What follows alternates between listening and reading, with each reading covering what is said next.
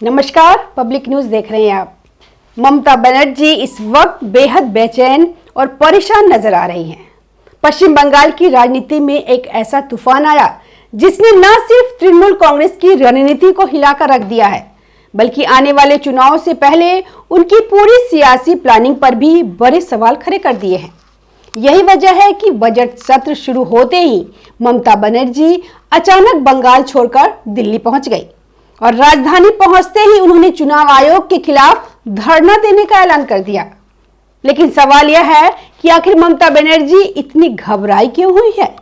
उन्हें दिल्ली की सड़कों पर उतरने की जरूरत क्यों महसूस हुई?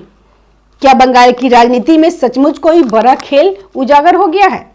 आज इस वीडियो में हम आपको बताएंगे हाईकोर्ट के उस फैसले की पूरी कहानी जिसने ममता सरकार को बड़ा झटका दिया, चुनाव आयोग की उस कार्रवाई की सच्चाई जिसने तृणमूल कांग्रेस की नींद उड़ा दी, और यह भी कहा कि क्या यह पूरा मामला सिर्फ राजनीति है या वाकई लोकतंत्र की शुद्धता से जुड़ा गंभीर संकट। तो वीडियो को अंत तक जरूर देखिए क्योंकि कहानी बेहद बड़ी है। कोलकाता हाईकोर्ट ने ममता बनर्जी सरकार को राष्ट्रीय सुरक्षा से जुड़े एक बेहद अहम मामले में करारा झटका दिया। चीफ जस्टिस सुजय पॉल और जस्टिस पार्थ सारथी सेन की डिवीजन बेंच ने भारत बांग्लादेश सीमा पर बाड़ बंदी यानी फेंसिंग से जुड़ी जमीन को लेकर राज्य सरकार को साफ अल्टीमेटम जारी कर दिया है। कोर्ट ने आदेश दिया है कि 9 जिलों में अधिग्रहित या खरीदी गई जमीन को 31 मार्च तक बॉर्डर सिक्योरिटी फोर्स यानी बीएसएफ को सौंपना होगा। अदालत ने यह भी साफ किया कि इसमें किसी तरह की देरी अब बर्दाश्त नहीं की जाएगी। कोर्ट ने मामले को 3 कैटेगरी में बांटा। पहली कैटेगरी वह जमीन जो पहले ही अधिग्रहित या खरीदी जा चुकी है और जिसका भुगतान केंद्र सरकार कर चुकी है, लेकिन राज्य सरकार ने अभी तक पूरा हिस्सा बीएसएफ को नहीं सौंपा। अदालत ने कहा कि इसमें अब एक दिन की भी देरी नहीं होनी चाहिए। दूसरी कैटेगरी वह जमीन जो डायरेक्टेड परचेज पॉलिसी यानी डीपीपी के तहत खरीदी गई। कोर्ट ने राज्य सरकार को आदेश दिया कि 31 मार्च तक पूरी प्रक्रिया पूरी तरह एक्शन टेकन रिपोर्ट दाखिल करे। तीसरी कैटेगरी जहां अभी तक कोई प्रक्रिया शुरू ही नहीं हुई, वहां भूमि अधिग्रहण कानून 2013 की धारा 40 के तहत तेज प्रक्रिया अपनाने की संभावना पर अप्रैल 2026 में सुनवाई होगी। कोर्ट ने राज्य सरकार की डीपीपी नीति पर भी सवाल उठाते हुए कहा यह नीति पुल, सड़क और इंफ्रास्ट्रक्चर प्रोजेक्ट्स के लिए बनाई गई थी, न कि राष्ट्रीय सुरक्षा और संप्रभुता से जुड़े मामलों के लिए। जस्टिस बेंच ने बेहद सख्त टिप्पणी करते हुए कहा यह परेशान करने वाला है कि आप राष्ट्रीय हित की जमीन पर अपनी नीति लागू कर रहे हैं, जबकि उसका उद्देश्य बिल्कुल अलग था। केंद्र सरकार की तरफ से एडिशनल सॉलिसिटर जनरल ने अदालत में बताया कि भारत बांग्लादेश सीमा पर फेंसिंग के लिए करीब 235 किलोमीटर जमीन की जरूरत है, लेकिन अब तक सिर्फ 71 किलोमीटर जमीन ही बीएसएफ को सौंपी गई है, जबकि इस प्रोजेक्ट को लेकर 2016 में कैबिनेट अप्रूवल मिल चुका था। गृह मंत्रालय कई बार राज्य सरकार को पत्र भेज चुका था। 20 जून 2025 को गृह सचिव का पत्र भी भेजा गया, इसके बावजूद जानबूझकर देरी की गई, ऐसा कोर्ट की टिप्पणी से साफ झलकता है।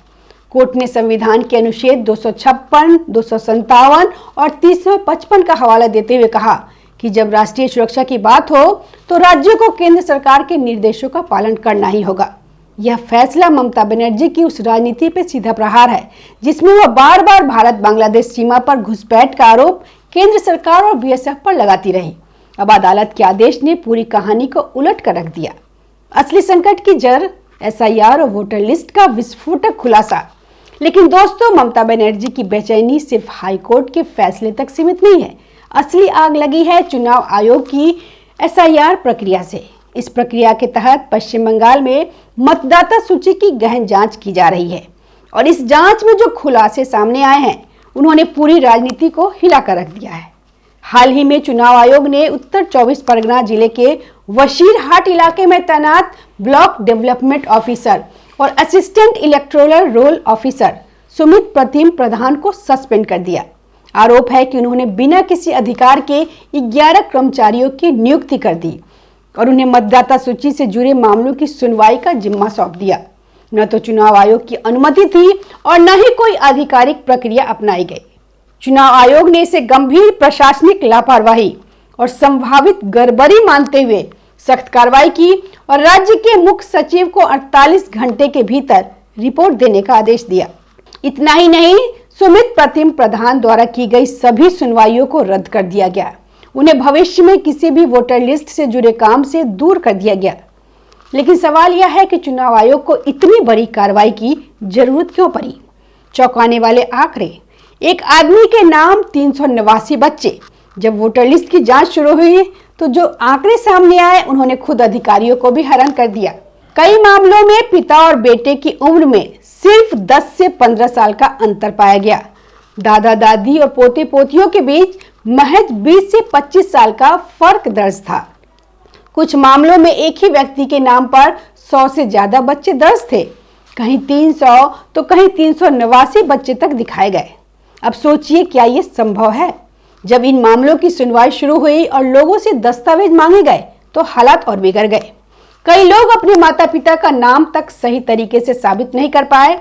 यहीं से संकेत मिलने लगा कि मतदाता सूची में बड़े पैमाने पे फर्जीवाड़ा हुआ है और आरोप यह है कि सालों से फर्जी नाम जोड़कर एक खास वोट बैंक तैयार किया गया ताकि चुनावी फायदा लिया जा सके। यहीं से शुरू हुई ममता बनर्जी की घबराहट। अब दोस्तों, इसी बिंदु से ममता बनर्जी की बेचैनी शुरू होती है। तृणमूल कांग्रेस की रणनीति लंबे समय से कुछ खास इलाकों में मजबूत वोट बैंक बनाने पर आधारित रही, लेकिन जब चुनाव आयोग की सख्त निगरानी में मतदाता सूची की गहन जांच शुरू हुई तो पुराने कथित फर्जी नाम सामने आने लगे। पार्टी को डर है कि अगर बड़ी संख्या में नाम हटाए गए तो वोट शेयर पर सीधा असर पड़ेगा, चुनावी समीकरण बिगड़ सकता है और सत्ता की राह मुश्किल हो सकती है। यही वजह है कि ममता बनर्जी इस पूरी प्रक्रिया को रोकने के लिए सुप्रीम कोर्ट तक पहुंच गई। ममता बनर्जी ने एसआईआर प्रक्रिया के खिलाफ सुप्रीम कोर्ट में याचिका दाखिल की, लेकिन वहां से भी उन्हें कोई राहत नहीं मिली। सुप्रीम कोर्ट ने साफ कहा, मतदाता सूची की शुद्धता लोकतंत्र की बुनियाद है। इसमें किसी भी तरह की गड़बड़ी को नजरअंदाज नहीं किया जा सकता। कोर्ट ने चुनाव आयोग को निर्देश दिया कि जांच प्रक्रिया और पारदर्शी हो, किसी भी योग्य नागरिक का नाम गलत तरीके से न कटे, लेकिन फर्जी प्रविष्टियों की पूरी तरह हटाया जाए। इसके बाद चुनाव आयोग ने अपनी कार्रवाई और तेज कर दी। केंद्र से अतिरिक्त अधिकारियों की तैनाती की गई ताकि राज्य सरकार के प्रभाव से बाहर रहकर स्वतंत्र जांच हो सके।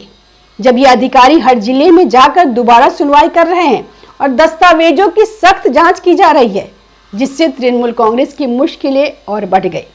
इसी दबाव के बीच ममता बनर्जी ने अचानक दिल्ली का रुख किया। उनका आरोप है कि चुनाव आयोग केंद्र सरकार के इशारे पे काम कर रहा है। बंगाल में लोकतंत्र को कमजोर किया जा रहा है और विपक्षी दलों को निशाना बनाया जा रहा है। इसी तर्क के आधार पर उन्होंने चुनाव आयोग के खिलाफ धरना प्रदर्शन का ऐलान किया और विपक्षी दलों को अपने समर्थन में लाने की कोशिश शुरू कर दी। दिल्ली पहुंचते ही उनका मकसद साफ था, बजट सत्र के दौरान मीडिया का ज्यादा से ज्यादा ध्यान खींचना, इसे केंद्र बनाम राज्य की लड़ाई के रूप में पेश करना और यह दिखाना कि सिर्फ टीएमसी नहीं बल्कि पूरा विपक्ष इस कार्रवाई के खिलाफ है। विपक्षी समर्थन, कौन साथ है कौन दूर है? समाजवादी पार्टी प्रमुख अखिलेश यादव पहले ही ममता बनर्जी के समर्थन में आ चुके हैं। कोलकाता में हुई मुलाकात के बाद उन्होंने कहा कि बीजेपी के खिलाफ लड़ाई में ममता बनर्जी सबसे मजबूत चेहरा है और उन्हें उनका पूरा समर्थन है। अब संभावना है कि समाजवादी पार्टी के सांसद भी दिल्ली में होने वाले प्रदर्शन में शामिल हो। कांग्रेस को लेकर स्थिति थोड़ी जटिल है। बंगाल में कांग्रेस और टीएमसी के रिश्ते हमेशा तनावपूर्ण रहे हैं।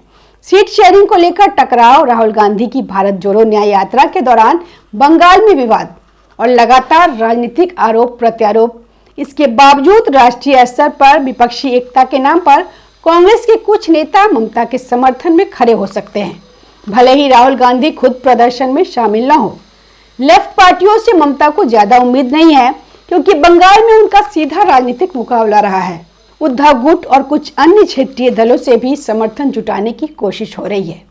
लेकिन बड़ा सवाल यही है, क्या विपक्ष सचमुच इस मुद्दे पर एकजुट होगा या सिर्फ तृणमूल कांग्रेस का अकेला राजनीतिक स्टंट बनकर रह जाएगा? असली सवाल कि कार्रवाई गलत है या डर सही है। दरअसल असली समस्या चुनाव आयोग की कार्रवाई नहीं बल्कि यह है कि यह कार्रवाई बहुत सख्ती और गंभीरता से की जा रही है। अगर मतदाता सूची की जांच ढीली होती तो शायद यह मुद्दा इतना बड़ा नहीं बनता। लेकिन जब एक आदमी के नाम पर सैकड़ों बच्चों जैसे मामले सामने आते हैं तो साफ हो जाता है कि कहीं न कहीं बड़ा खेल हुआ। चुनाव आयोग का साफ कहना है, अगर फर्जी नाम हटते हैं तो किसी भी राजनीतिक दल को डरने की जरूरत नहीं होनी चाहिए। सही मतदाता ही लोकतंत्र की असली ताकत होता है। लेकिन बंगाल में जिस तरह से तृणमूल कांग्रेस ने इस मुद्दे को आक्रामक रूप से उठाया, उससे यही संकेत मिलता है कि पार्टी को इस प्रक्रिया से बड़ा नुकसान होने का अंदेशा है। दोस्तों, संकट सिर्फ बाहर नहीं है, पार्टी के अंदर भी हलचल तेज हो गई है। टीएमसी महासचिव अभिषेक बनर्जी ने हाल ही में सांसदों के साथ बैठकर उन्हें जमकर फटकार लगाई। उन्होंने साफ कहा कि चुनाव नजदीक है, अगर आप अपने इलाकों में सक्रिय नहीं रहे तो पार्टी कार्रवाई करेगी। यह बयान साफ संकेत देता है कि पार्टी नेतृत्व खुद हालात को लेकर चिंतित है और संगठनात्मक कमजोरियों को दूर करने की कोशिश कर रहा है। ममता बनर्जी की दिल्ली यात्रा को भी इसी रणनीति का हिस्सा माना जा रहा है। कार्यकर्ताओं को संदेश देना है कि वह पीछे हटने वाली नहीं है। यह दिखाना है कि वह बंगाल के हितों के लिए केंद्र और संवैधानिक संस्थाओं से टकराने को तैयार है और राजनीतिक मोर्चे पे खुद को मजबूत नेता के रूप में पेश करना। लेकिन बड़ा सवाल यही है कि क्या यह रणनीति ममता बनर्जी के लिए फायदेमंद साबित होगी या फिर यह उल्टा पड़ सकता है। वहीं अगर चुनाव आयोग की कार्रवाई निष्पक्ष और पारदर्शी साबित होती है तो ममता का विरोध जनता के एक बड़े वर्ग को गलत संदेश दे सकता है। लोग सवाल पूछ सकते हैं, अगर वोटर लिस्ट में गड़बड़ी नहीं है तो जांच से डर क्यों? इसके अलावा सुप्रीम कोर्ट का रुख भी बेहद अहम है। कोर्ट पहले ही साफ कर चुका है कि वोटर लिस्ट की शुद्धता लोकतंत्र की बुनियाद है। ऐसे में अगर ममता लगातार इस प्रक्रिया पर सवाल उठाती है तो यह उनके लिए कानूनी और राजनीतिक दोनों स्तरों पर मुश्किल खड़ा कर सकता है।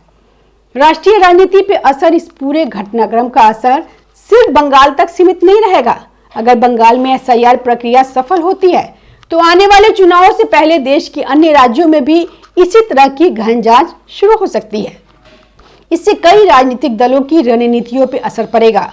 वोट बैंक समीकरण बदल सकता है, चुनावी गणित उलट-पुलट हो सकता है और राजनीति में नए समीकरण बन सकता है। साथ ही विपक्षी एकता की भी असली परीक्षा इसी तरह के मुद्दे पर होती है। अगर विपक्ष इस मुद्दे पर एकजुट दिखता है तो यह बीजेपी के खिलाफ एक मजबूत संदेश होगा।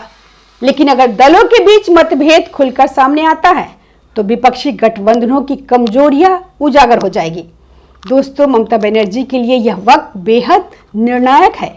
एक तरफ उन्हें बंगाल में अपनी राजनीतिक जमीन बचानी है, पार्टी के भीतर संगठनात्मक मजबूती बनाए रखनी है और मतदाता सूची की जांच से पैदा हुए संकट को संभालना भी है। और दूसरी तरफ उन्हें राष्ट्रीय स्तर पर खुद को बीजेपी के खिलाफ एक मजबूत चेहरे के रूप में पेश करना है। विपक्षी एकता को साधना है और यह दिखाना है कि वह लोकतंत्र की रक्षा के लिए लड़ रही हैं। दिल्ली में उनका धरना इसी रणनीति का हिस्सा माना जा रहा है। लेकिन सवाल यही है कि क्या वह इस संकट को अवसर में बदल पाएंगी या फिर यह मुद्दा उनके राजनीतिक भविष्य के लिए नई मुश्किलें खड़ी करेगा। अपनी राय हमें कमेंट बॉक्स में जरूर लिखिए। अगर आपको यह वीडियो पसंद आया हो तो लाइक कीजिए, शेयर कीजिए और चैनल को सब्सक्राइब जरूर कीजिए। धन्यवाद। ताज़ा खबरों से जुड़े रहने के लिए हमारे चैनल को सब्सक्राइब करें और बेल आइकन को दबाना ना भूलें ताकि हर खबर की नोटिफिकेशन आपको मिलती रहे।